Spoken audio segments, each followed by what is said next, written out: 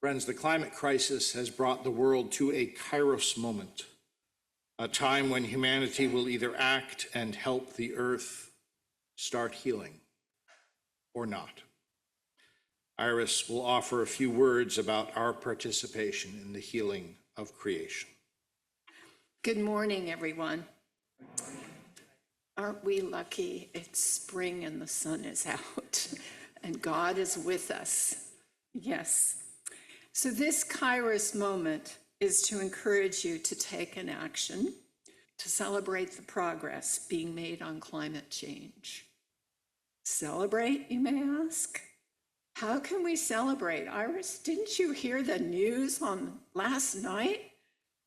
Actually, there's been progress. Let's not be zapped by the social media. The signs of joy that tell us God has not abandoned us. Isn't that amazing? It's wonderful. So, first sign, human impact on the climate has been accepted. Most of us can recite the story. It's taken about 200 years for the human industrial revolution to change our Earth's ecological balance in ways that are impacting all life on Earth, harming us all and people in poor countries the most. But let's not throw the baby out with the bathwater. That industrial revolution brought us good things too. Second, we know what we need to do. Think about that a second. We know what we need to do. That gives me hope. The climate crisis scientists tell us that if we humans work quickly to reduce CO2 emissions, we can avoid the worst climate disasters. If we reduce or eliminate plastic, we can clean up plastic pollution, find ways to use it, maybe find a bacteria that will actually eat it, and the earth will heal. If we increase women's education across the globe, women will have healthier, if fewer, children. If people, especially those from rich countries, reduce their consumption of meat, dairy, and sugar by 50%, all humans will have enough to eat. Only 50%. That's not bad. And everybody will have enough.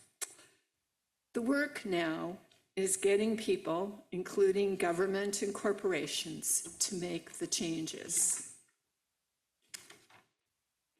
This is the reason that UCC calls the climate crisis a Kairos period, and our church adopted this theme. It's a time of crisis that requires massive collective action, as well as individual change to assure our common good and to be sure everyone has enough. As UCC states, it's a God-charged time of opportunity. I just love that, God-charged time of opportunity. An important time for people of faith to step up because our faith allows us to see God's promise for a better future. And we have a faith, God has not abandoned us, God is with us, that allows us to persist. This is the reason Niles Discovery Church has been stepping up for years. The Green Team's Kairos moments are just the most recent incarnation of our commitment to caring for God's creation. Here's just 3 more examples of progress, and I apologize, I couldn't resist bringing these. A UC Berkeley professor Cohen and his graduate students have set up a CO2 monitoring network in the Bay Area. Data from that network for 2018 to 22 shows a small but steady decrease in CO2 emissions that correlates with the gradual increase of electric passenger vehicle use. It's working.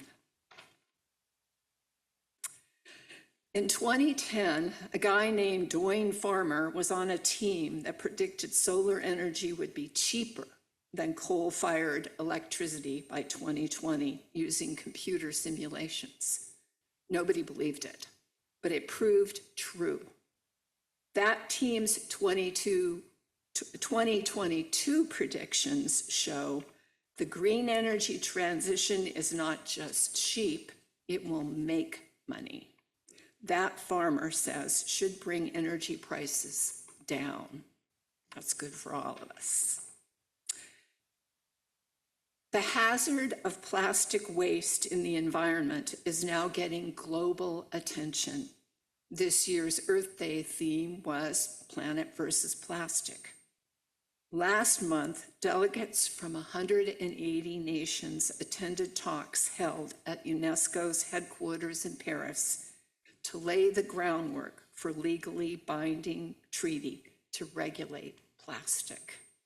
We're making progress.